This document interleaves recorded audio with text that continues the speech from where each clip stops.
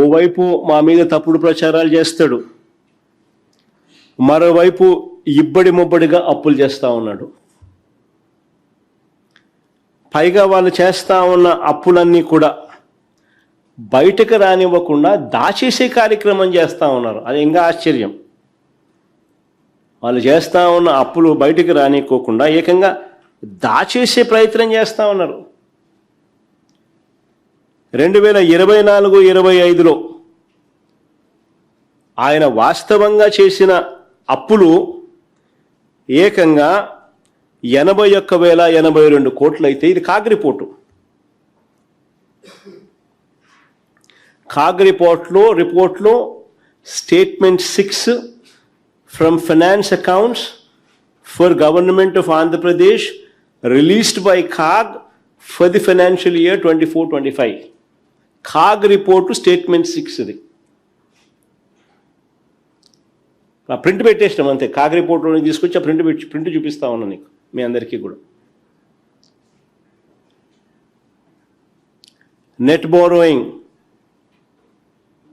Net increase in borrowing చూడండి, ఆ కాలం circle చేసినాం చూడండి.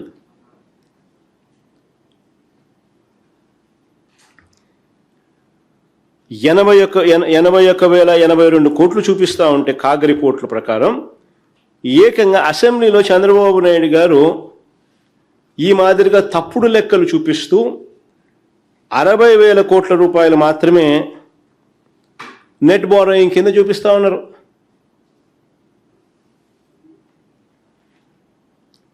అంతా 60,485 కోట్లని. అంటే తప్పుడు సమాచారం, దాచిపెట్టే కార్యక్రమం.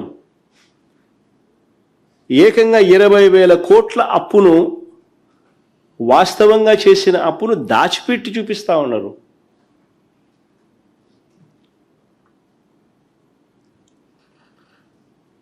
నిజంగా చంద్రబాబు నాయుడు గారు అనే వ్యక్తి దీని మీద క్యాబినెట్ సెక్రటరీకి మేము లేఖ రాస్తూ ఉన్నాము.